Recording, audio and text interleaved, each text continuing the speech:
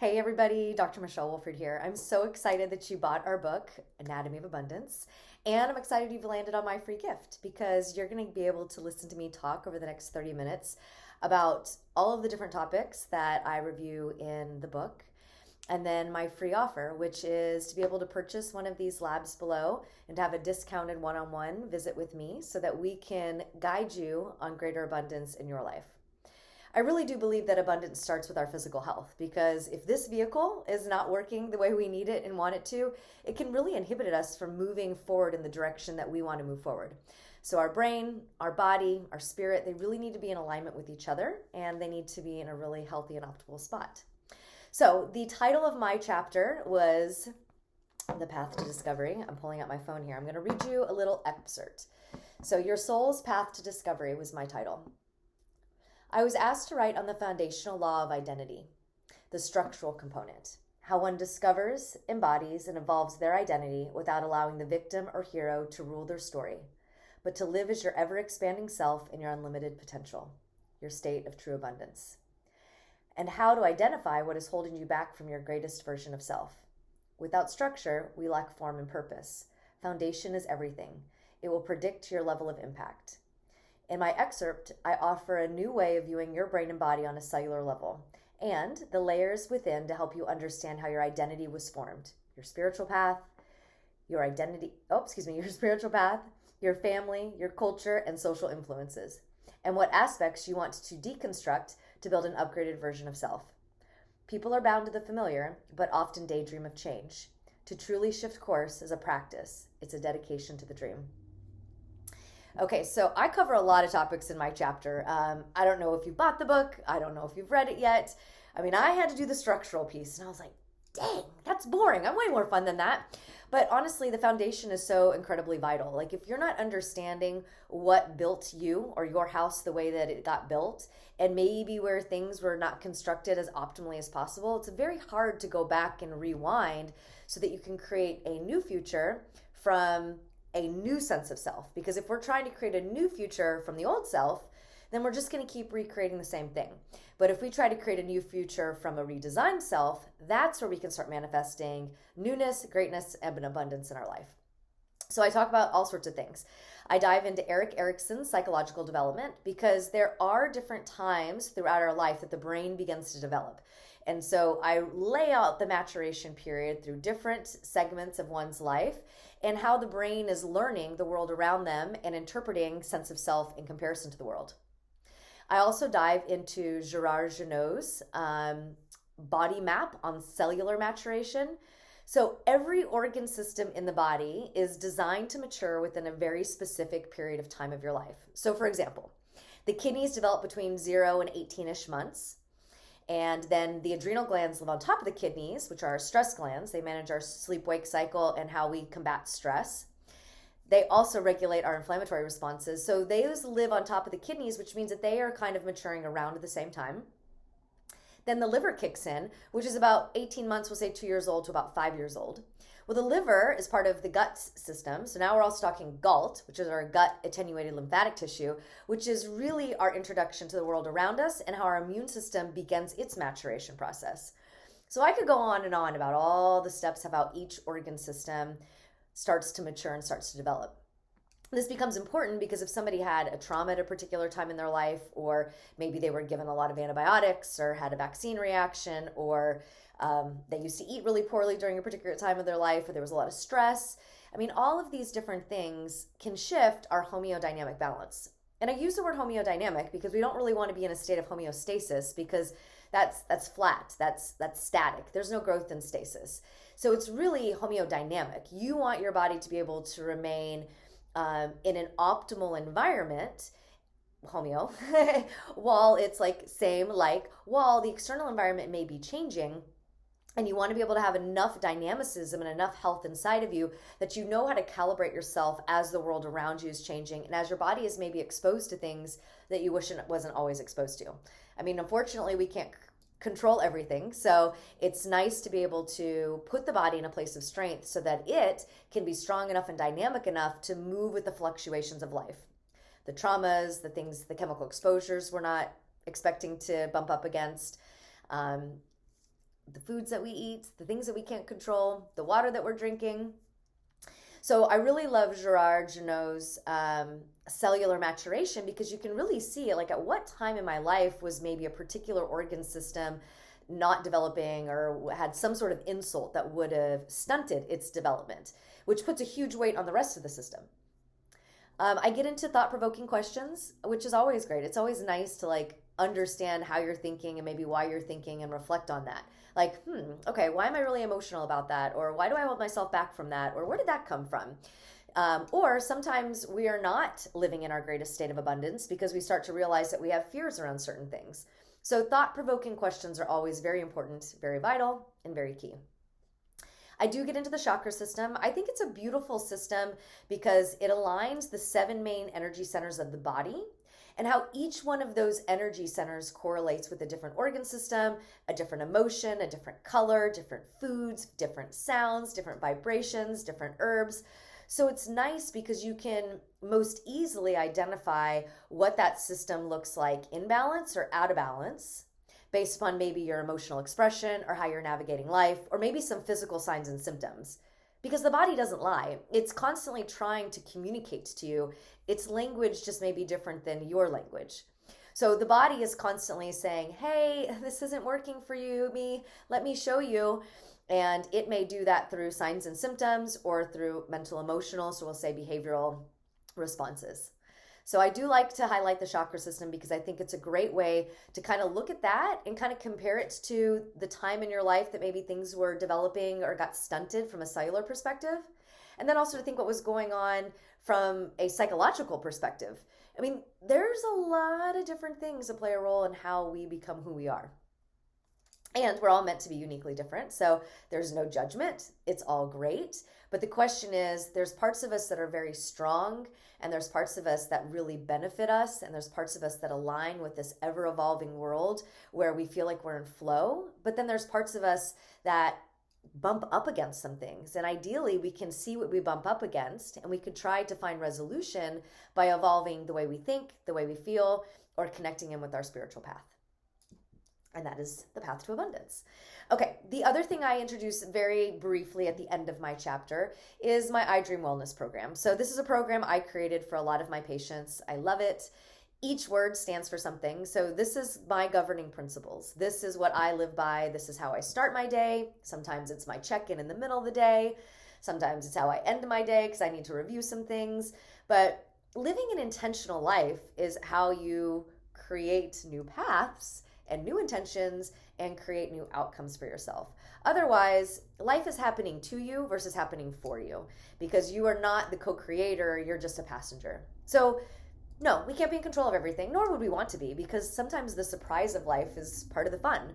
But it is nice to be able to say, okay, I observed this, I'm reflecting on that, I want to change this, these are my intentions. So iDream Wellness stands for intentions. D for diet, right? You got to eat well because you got to eat things that fuel the system. Otherwise, if we're eating inflammatory foods that congest our brain or our heart or our bowel or fill in the blank, then that's no good. Remedies. So taking natural remedies, using Earth's medicine to help us heal, to help us repair, to give us strength, to drain, to discharge, to detox, all has benefit. Exercise. You got to move your body.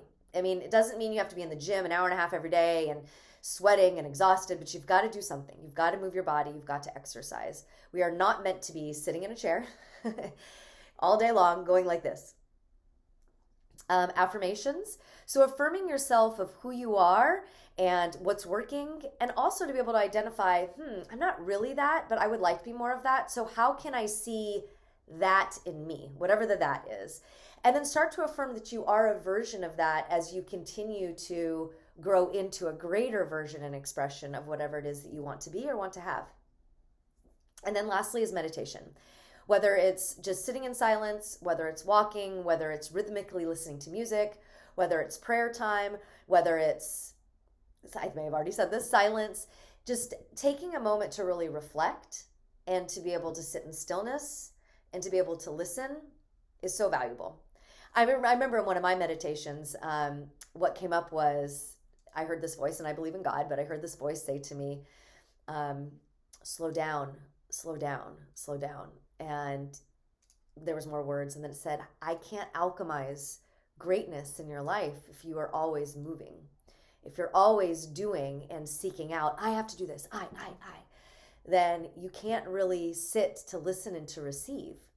And I could feel like the little girl inside me being like, oh God, no, because if I don't take care of this and I don't handle that and I don't make this happen and I don't show up and I don't have this idea, then I won't be happy. And I remember that being a really powerful meditation for me, because it was like, wow, how can you create more stillness in your life and like literally step into a state of receivership versus always doing? And sure, taking action is important. You got to take action. But if we're always like seeking out and we're always moving, then there isn't a lot of time to receive and to observe and to like really integrate that stuff in. Okay, so let's talk about the labs below. These are kind of my top 4 labs. You'll see that there's 5 there because there's an anatomy of abundance female profile and then an anatomy of abundance male profile. But then my 3 favorite specialty labs, which is the micronutrient, the food sensitivity, and the GI zoomer. So looking at your digestive tract. So running routine labs is so key. I run mine on myself every year, and I definitely recommend that people do it for the first time somewhere between the age of 12 and 16. It just depends on past medical history, what's currently happening, but definitely before 18 years old. It's nice to get a good, what we'll call teenage baseline. Then again at 21, then again at 25. And once you hit 30, I really think it's important to start running these every year.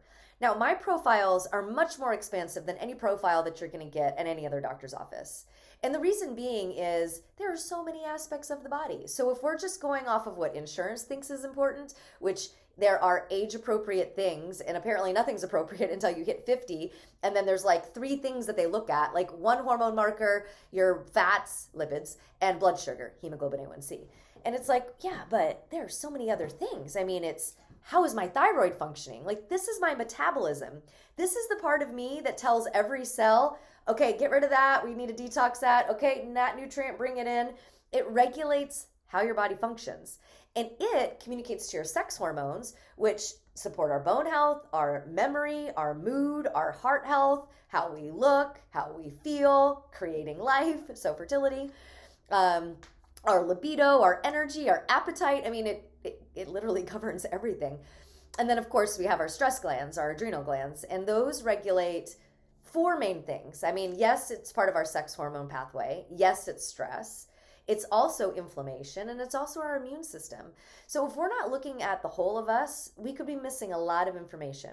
So I look at your red and your white blood cells. I do a snapshot of every organ system in your body. I want to see how the liver's functioning, the kidney, the gallbladder, your lungs. How acidic are you? Are you dehydrated? What's happening?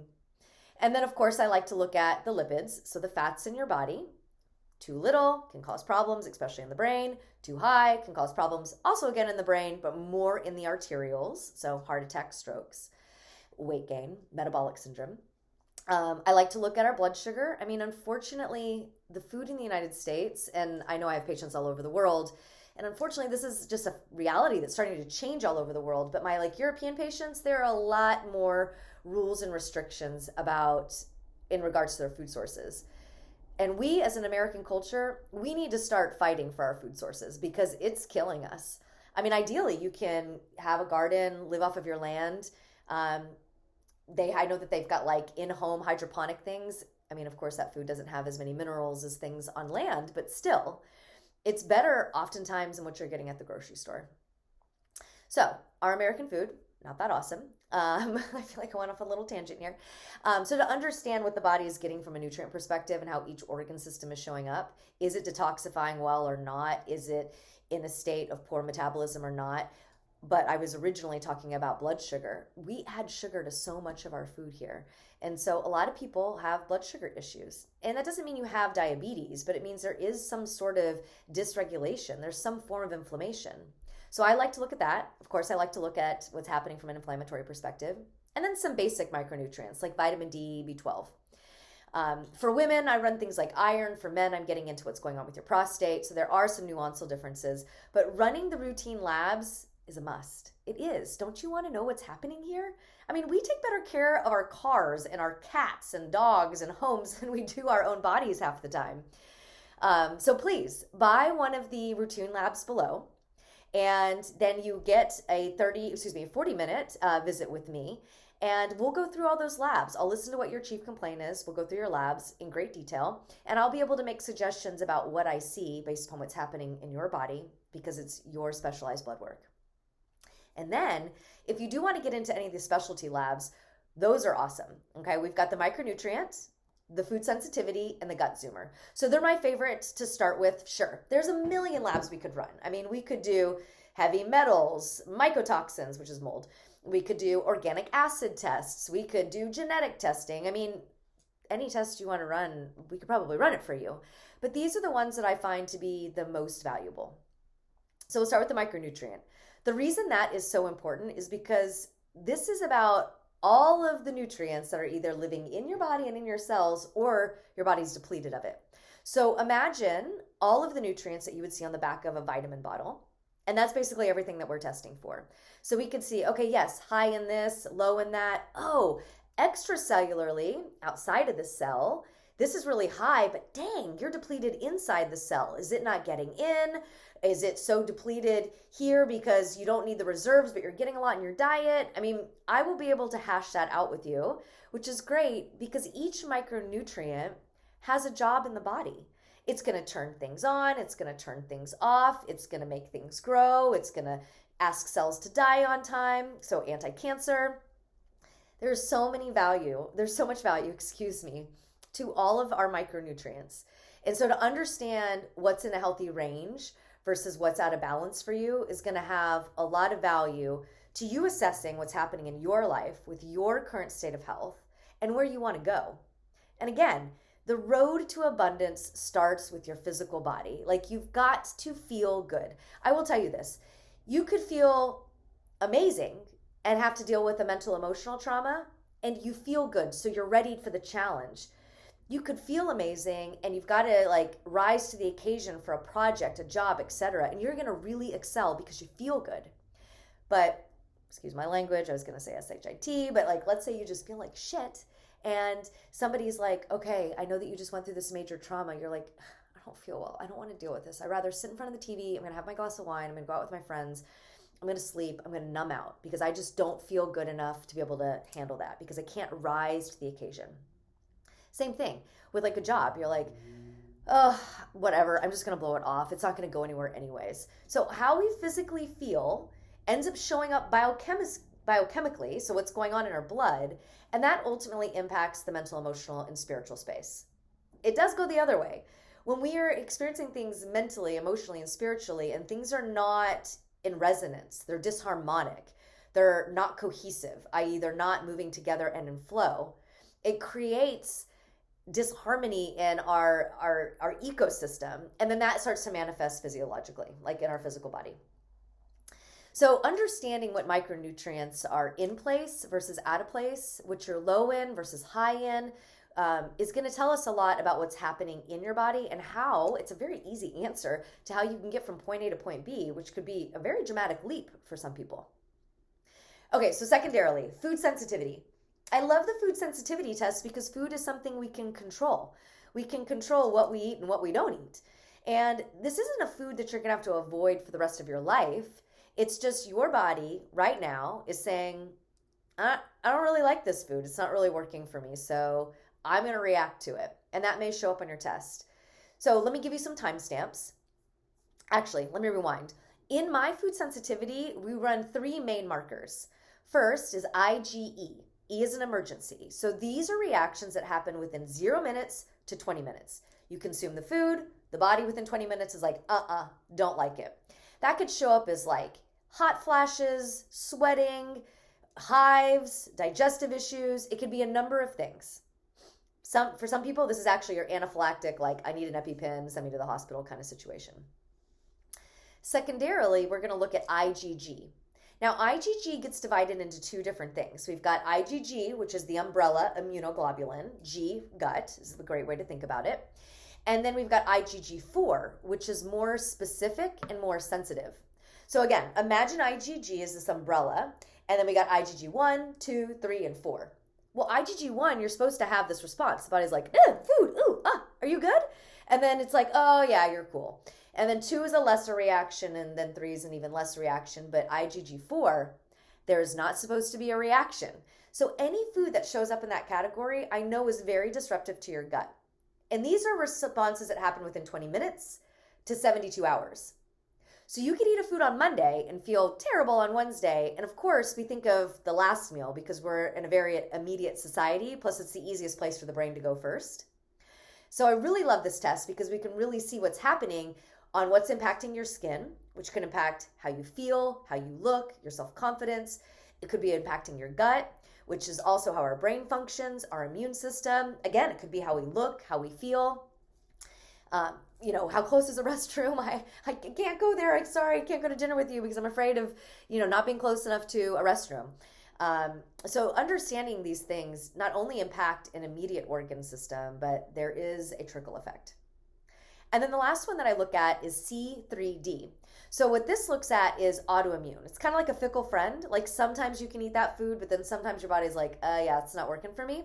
So this is a great category to look at because people with actual autoimmune disease, it's lit up like a Christmas tree when we run this. And people who don't have an expressed autoimmune disease, but they have a lot of foods in this category, I'm concerned that that's where they're going to be going.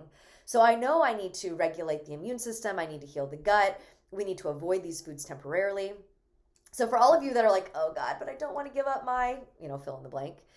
This isn't typically a for life thing. So the timestamps are this. At minimum, you have to take foods away for 2 weeks to even really start to notice much of a difference. I wouldn't even consider that the beginning of my timestamp.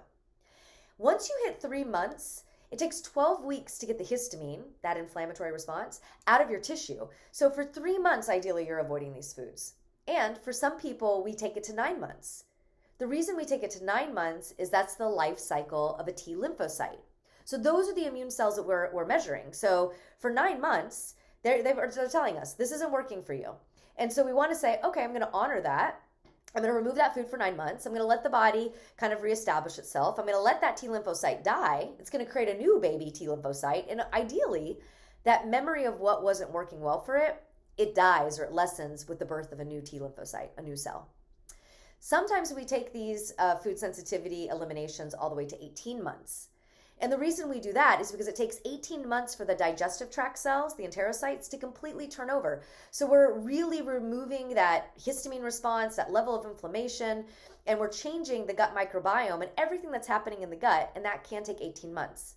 So some foods we avoid for that period of time. And honestly, I've done this long enough to know that the minute people remove the foods, they're actually so happy, they feel so good, and then they just lose a craving for it. And usually if they're going to gain a craving back for it, it does happen, ironically enough, at the 18-month mark. I mean, the body's wise. Okay, so then lastly is the GI Zoomer. So I really love the GI Zoomer too because we're looking at the gut microbiome. This has become very popular in the last couple years, so most people are familiar with what that means. But for those of you that are newer to this, our gut, 33 feet of intestine, is, we'll call it a sphere, a biome, right? And so we have all of these little microscopic bugs that help us thrive and survive. They help our immune system, which is thriving and surviving in the outside world. They help break down our food. They help break down our nutrients. They help make nutrients. They deliver things. They say, ooh, not good. They tell us what needs to be eliminated versus what can be sent to other parts of the body. So the gut microbiome is huge for your overall health and well-being. And I don't remember what it is. I think it's like 72% of, they say like our serotonin or happy hormone is produced in the gut. So they call the gut the second brain. So what's going on in your stomach, in your intestines, it's not really your stomach, what's going on in your intestines is impacting your brain health. So if you can't think, if you're foggy headed, if you have poor memory, if your energy is low, if your mind is slow, if, I don't know, fill in the blanks, if you're depressed, if you're anxious, there's something going on with your gut. So one, let's definitely look at what foods are bothering you. Let's see what micronutrients could help strengthen your body, but the gut microbiome. Like I really want to be able to see what bugs belong there and what bugs don't, and in what ratio are they. Also, super cool, a lot of scientists lately, what they've been doing is studying different medical expressions, like Parkinson's, autism, stroke, being overweight, people having an inability to gain weight, heart disease. And what they're doing is they're saying, okay, we're going to test these people that have this clear diagnosis and we're going to look at their gut microbiome. And now they're actually making correlations between what bugs are typically depleted or maybe too high in somebody with these particular diagnostics. So it's really nice and it makes it easy for me because then I could say, oh, we'll take this. And then I can decide on what herbs will help to curtail the ones that are higher than they belong to be or meant to be. Also in the gut zoomer test, they have parasites. So I can see viruses, bacteria, worms, any type of parasite. So I love that. And it tells me how your digestive tract is functioning. It tells me the level of inflammation. It tells me how well the liver's working, how well the gallbladder's working. It tells me about like the pH, is there blood? So it's a very comprehensive test, guaranteed the most comprehensive test you'll ever take. Of course, if you have like Crohn's, ulcerative colitis, or IBS, or some digestive disorder, run this test. But even if you don't, I run this test on myself probably every 3 to 5 years. I do a lot of travel and I'm in a lot of foreign countries. And so I'm always curious, oh gosh, should I pick something up? But it's also really great just to see what's happening from a digestive perspective. Because that old saying that I don't even know if parents say it anymore, but you are what you eat. Yes, you are, but you're also a piece of what you're exposed to. So this just goes back into identity. Like your cells are trying to form an identity. They're trying to form a job to do. And that's going to impact your identity and the job you're meant to do. So I really wanted to offer these tests to you. And I also wanted to be able to offer you a review of these tests at an extreme discount so that you could be supported in being able to identify who you want to be, your path to abundance, and for me to be able to kick anything out of the way that would hold you back from your goals, your dreams, your wishes, your freedom. So hopefully you enjoyed this talk. And if you have any questions, you could always call my office. I will actually just share the number right now. So 760-520-1551. Hopefully that number doesn't change.